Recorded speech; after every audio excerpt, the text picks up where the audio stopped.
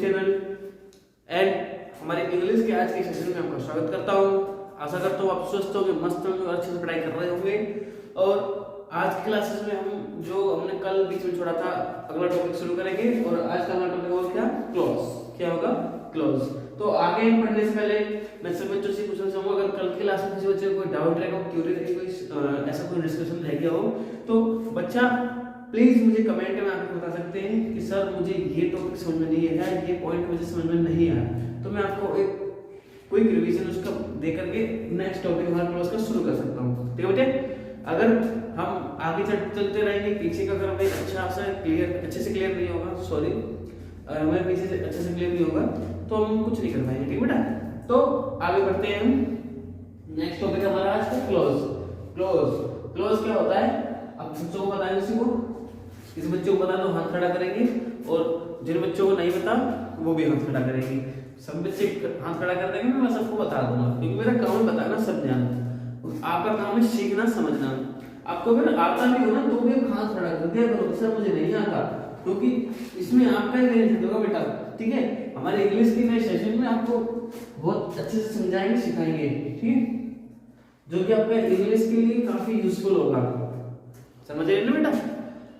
आपके लिए बहुत बेनिफिशियल चीजें हैं और आप अगर इस प्लेटफॉर्म पे हैं, अपना टाइम स्पेंड कर रहे हैं, तो मैं आशा करता हूँ कि आप कुछ अच्छा सीख करके जाएं। क्या करके जाएं? कुछ अच्छा सीख करके जाएं ताकि आपका टाइम यूटिलाइज हो। फैक्ट ऑफ द डे, अपना टाइम यूटिलाइज कीजिए। अगर मेरी क्लास आपको समझ में नहीं आती है तो आप मेरी क्लासेस लेना छोड़ दें।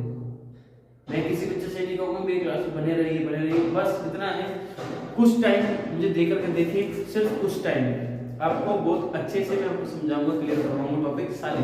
ठीक है बेटा? बट अगर इतना सब कुछ समझाने के बाद में भी अगर आपको मेरी क्लास बिल्कुल भी समझ में नहीं आ रही है तो आप मेरी क्लासेस छोड़ करके अदर जो टीचर्स हैं उनसे सीखिए, क्योंकि मैं नहीं चाहूंगा कि मेरी वजह से किसी और का टाइम खराब हो। ठीक है बेटा? क्योंकि इसके ऊपर आपका पूरा फ्यूचर डिपेंड करता है। ओके बच्चा? तो आगे बढ़ते हैं। आज का हमारा टॉपिक है बेटा क्लाउज। क्या है? क्लाउज। क्लाउज क्या होते हैं? हमने कल कुछ पढ़ा था तो मैंने आपको बताया था क्लाउज को आपको कल बताऊंगा। तो क्लाउज क्या होते हैं? Clause is such a word, clause is such a group of words that form a part of sentence. क्या होते हैं? शब्दों का एक ऐसा समूह जो किसी वाक्य का भाग बनता है, जो किसी सेंटेंस का पार्ट होता है। तो और उसमें एक सब्जेक्ट होता है और एक फाइनाइट वर्ब होती है। क्या क्या होता है? एक सब्जेक्ट होता है, एक फाइनाइट वर्ब होती है। अच्छा, मैंने क्या बताया आपको? What is clause? मैं आपसे पूछता हूँ व्हाट इज क्लॉज। आपकी जगह मैं एक स्टूडेंट हूँ, सर बताऊंगा सर वो क्लॉज होता है जिसमें एक तो फाइनाइट वर्ब होती है और एक सब्जेक्ट होता है और उस शब्दों का एक समूह होता है जो सेंटेंस में उसका एक भाग होता है।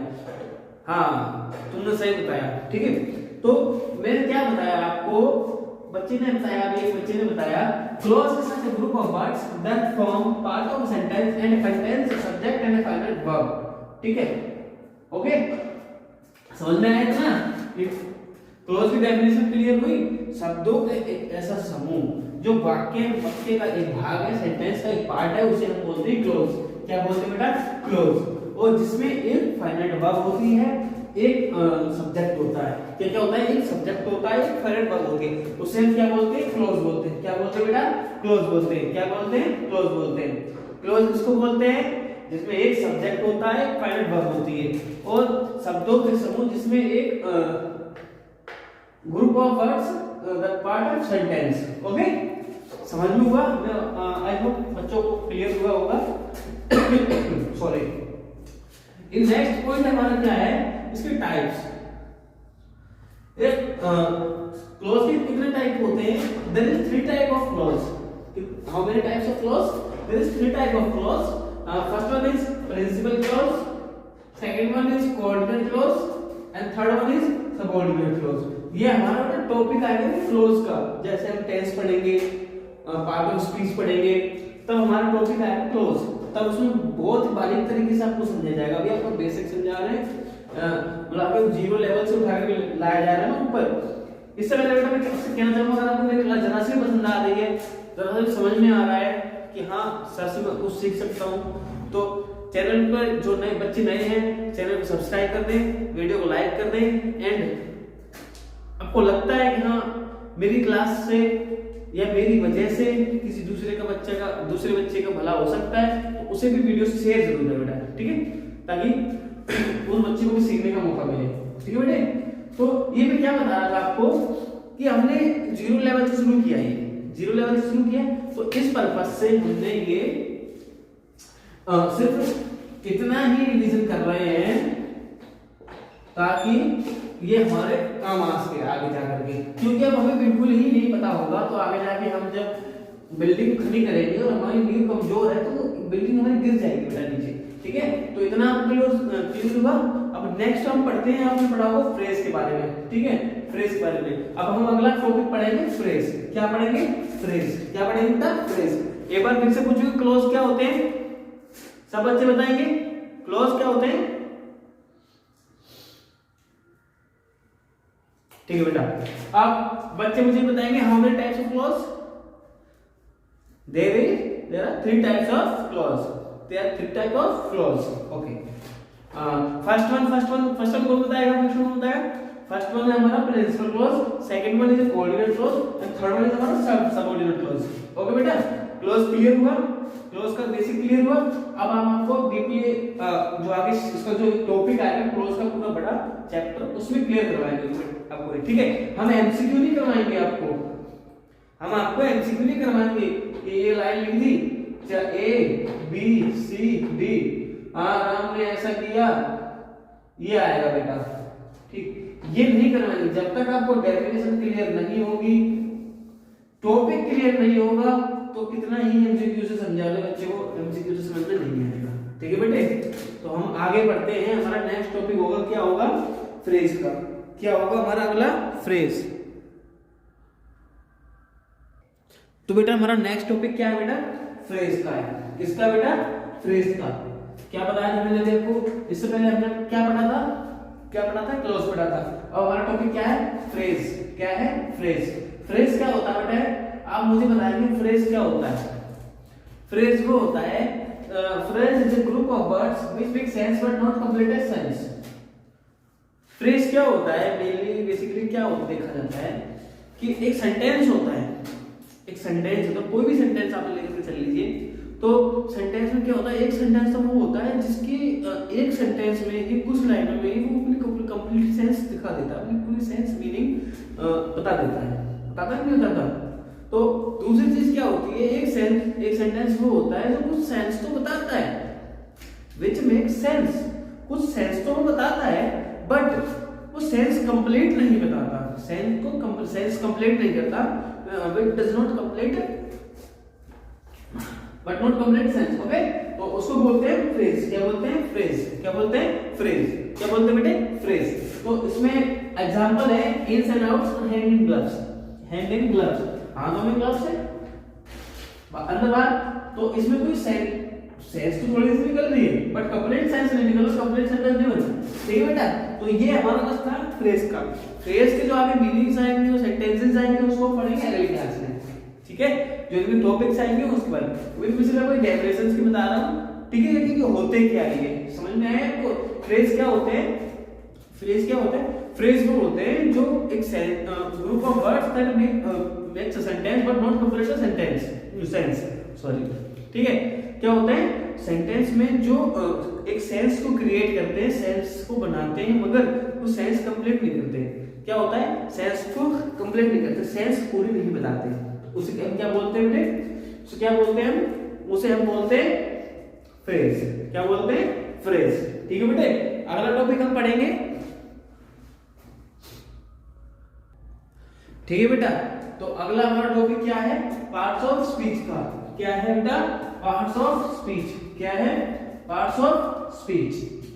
देन हमारा आएगा अफर्मेटिव सेंटेंस और देन आएगा हमारा असर्टिव सेंटेंस, ठीक है। तो पार्ट ऑफ स्पीच में क्या होता है बेटा? पार्ट ऑफ स्पीच में हमारे noun, pronoun, adjective, adverb, prepositions, verb, conjunction, interjection, complete grammar, एक तरीके से कंप्लीट ग्रामर इसी को बोलते हैं बेटा, वो आती है पार्ट ऑफ स्पीच में, ठीक है। तो इसको भी हम पढ़ेंगे अच्छी तरीके से। इसके जो टॉपिक आएंगे पार्ट ऑफ स्पीच करेंगे तब। इतना आपके लिए जानना बहुत जरूरी है आज की क्लासेस में, ठीक है। क्लास में पार्ट ऑफ स्पीच के बारे में, पार्ट ऑफ स्पीच में ये आते हैं, ठीक है। देन आता है हमारा एफर्मेटिव सेंटेंस। क्या आता है? Affirmative sentence. क्या आता है? Affirmative sentence. एफर्मेटिव सेंटेंस कौन से होते हैं बेटा? जो नेगेटिव की फॉर्म में होते हैं। एफर्मेटिव सेंटेंस कौन से होते हैं? जो नेगेटिव फॉर्म में होते हैं ना, उसे में एफर्मेटिव सेंटेंस बोलते हैं। क्या बोलते हैं? एफर्मेटिव सेंटेंस बोलते हैं। किसको बोलते हैं? जो नेगेटिव की फॉर्म में होता है। सेंटेंस में नोट लगाते हैं, कम सेंटेंस को नहीं की फॉर्म में लेकर के आते हैं, उसे हम बोलते हैं एफर्मेटिव सेंटेंस। क्या बोलते हैं? Affirmative sentence.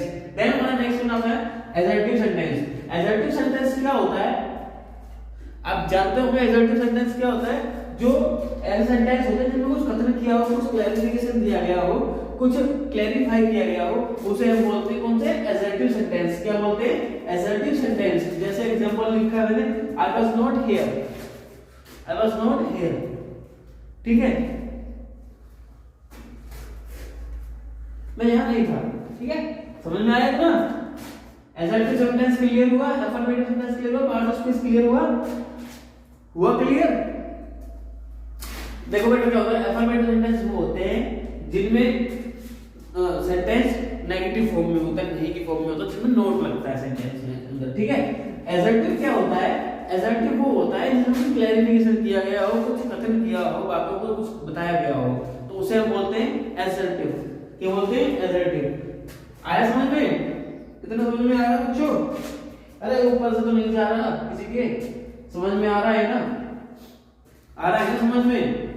अभी तो ये बेसिक चल रहा है, इसलिए इतना छोटा छोटा बता रहे हैं आपको।